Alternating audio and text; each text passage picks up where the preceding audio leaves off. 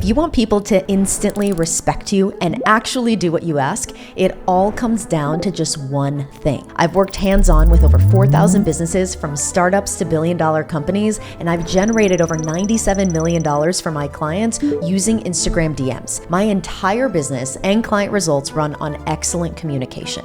And here's what I've learned. The difference between being overlooked versus taken seriously starts with your words. So today I'm sharing the exact frameworks that the top 1% use to speak clearly, get what they want, and command respect in any room that they walk into. This is how you change how you communicate in minutes, not years. So here's the first framework I use before I even start talking, and it completely changes how people respond. Now, I had this team member who was in charge of leading strategy on client accounts, and one week she sent a stats report to a client sharing the results of what we had generated the week prior. Well, the problem was that it was just the numbers. So there was no clarity about what goals are we trying to achieve? What are the benchmark numbers versus the actual numbers? What should we do with this data? Are we supposed to do something? Is the client supposed to do something? Like, what's happening next? And so the client comes back pissed and they say, hey, this is super unhelpful. Like, what am I supposed to do with this?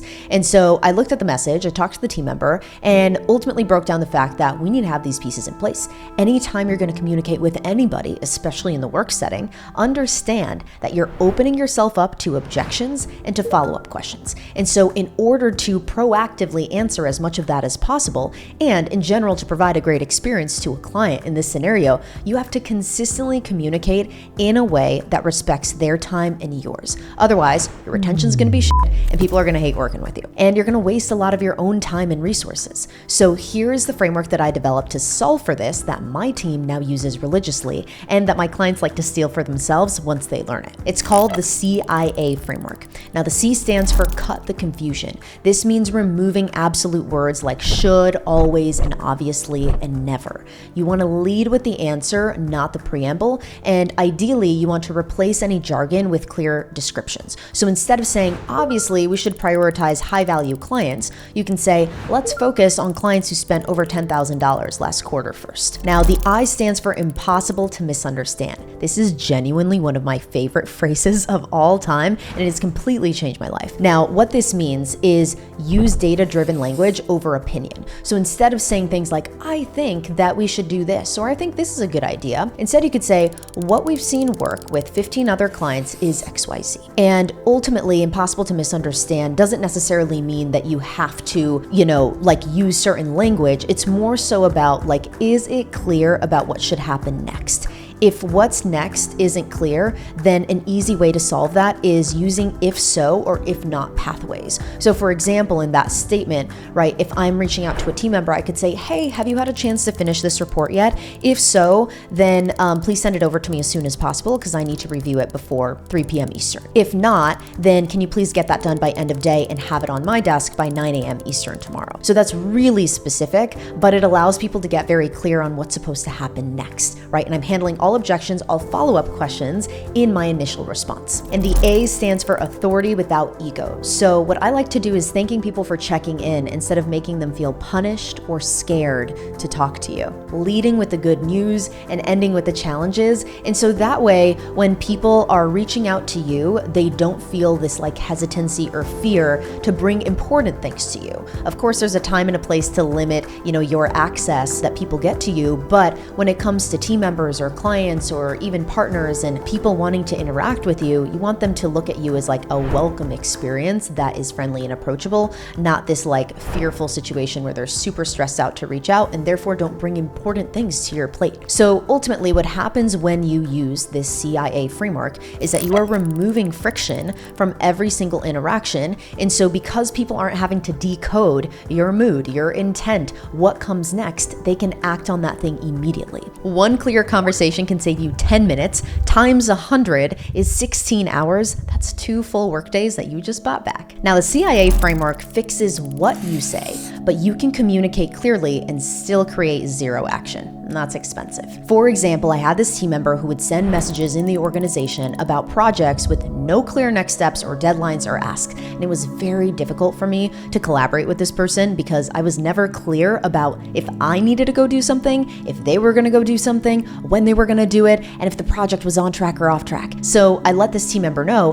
hey, you need to up your communication because in our organization, these are the standards. And if that doesn't work for you, then we're gonna have to let you go because we cannot have this happening. And so I created a framework to help him called GECCO, a pre-flight checklist for any important interaction, written or spoken. And I had him run through that checklist with every piece of communication before he was about to send it, every single one. And so here's what happened. Within 1 week, we reduced back and forth conversation by 70%, and his projects got done 30% faster. Insane. So here's the GECCO framework. G stands for grammar and spelling. Are you just using, proper spelling and grammar? E is for empathy. Is your tone considerate and understanding? This is really important to us internally and externally as well, just because you never know what's going on the other side of the screen, right? Somebody may be dealing with a tough personal issue at work, and so it's just always helpful for us to kind of come at it with just a kind tone. And so empathy is more so the word that we need. We don't need to be overly friendly or overly excited in every single message. The C is for confidence. So does your message convey clarity and exude confidence? So this helps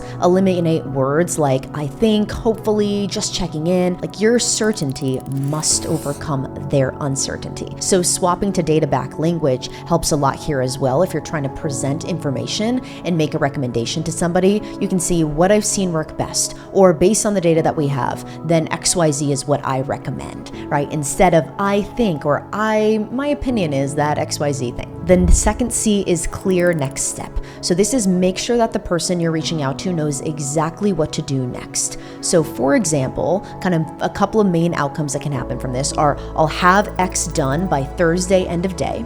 Can you do X by Friday at 5 p.m. Eastern? If not, when works?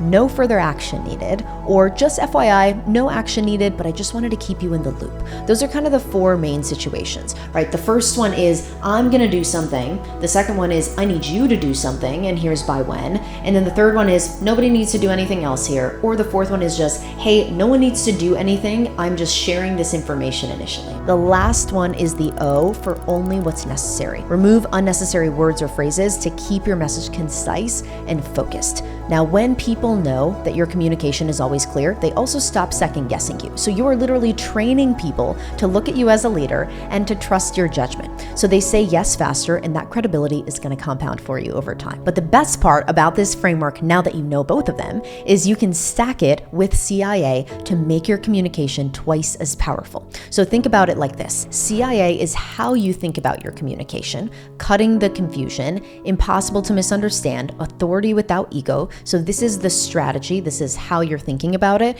And then GECCO is an actual tangible checklist behind your communication. That is your execution. So if this is making sense to you and you're realizing how many messages, emails, information you've sent that probably wasn't as clear as you thought it was, here's the problem.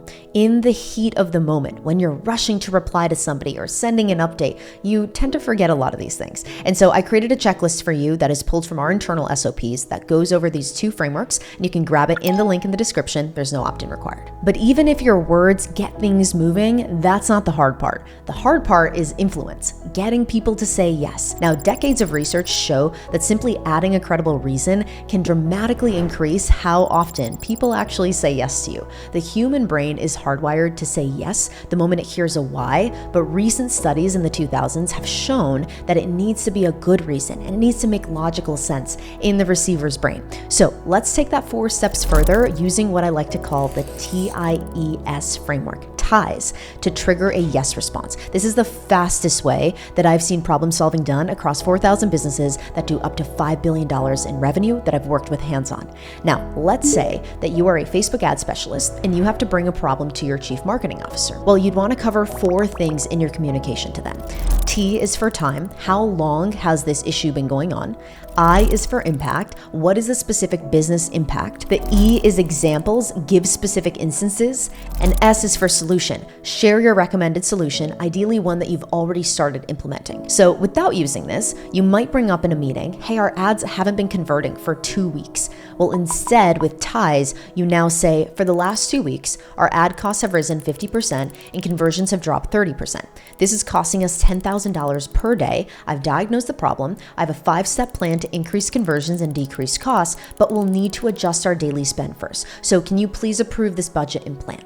Right? It's the same problem, completely different framing. One sounds almost like you're complaining, and the other one sounds like leadership. And so the difference is that ties gives people everything that the person on the other end needs to say yes. And it also trains people who are bringing up issues to blame the system instead of other people, which turns them into better leaders. Now, everything we've covered so far works for verbal and written communication, but there's one layer of executive presence that only shows up in writing, and most people never learn it. The Nielsen-Norman Group conducted a massive eye tracking study to see how people actually read written communication on screens, and they discovered that a heat map didn't actually look like reading, it looked like a capital F. And so they realized that people read the first line, they skim the second, and then they ignore the entire right side of the screen as they scan down the left. So if you're asked to somebody, the most important thing that they need to see in a message or an email, whatever it might be, is in the middle of a paragraph, it is biologically invisible to people. So to command executive presence, you must write for that F pattern. And that's why formatting for visibility is so freaking important, because with a couple of tweaks, you can completely bypass that F pattern and make sure everyone reads everything that you write. 2 sentences max per paragraph makes your messages really scannable. Second is bolding a decision or a next step. Also, if there's a key deadline, you want to bold that as well. And if there's a specific action item, then bold that too. Now, if you're in Slack, then emojis can be your best friend and you don't have to resort to bolding, but bolding's great for email. Plus, a bonus tip that makes everybody's life easier, include links and references, please, for everything mentioned, because when you reference a document and link it, you just make it so much easier for everybody else involved and yourself in the future to come back to this conversation and not have to dig around for that thing. And all of this is especially true even in casual communication. Like if we think about not just Slack and email for a moment, but maybe a sales conversation context, maybe you're in the DMs. People are on a walk, they are checking Slack at 10 p.m. They're on the toilet scrolling on social media. And so they're skimming your messages. And when you format them in the way that I just described, then you make it work so that anyone in any of those situations can actually read it and respond the way that you want them to, or take action the way that they're supposed to. So now that you know how the top 1% communicate clearly, there's a deeper level that actually drives business outcomes. So watch this next video to learn the 5 billionaire principles that change how I think, decide, and build relationships that compound.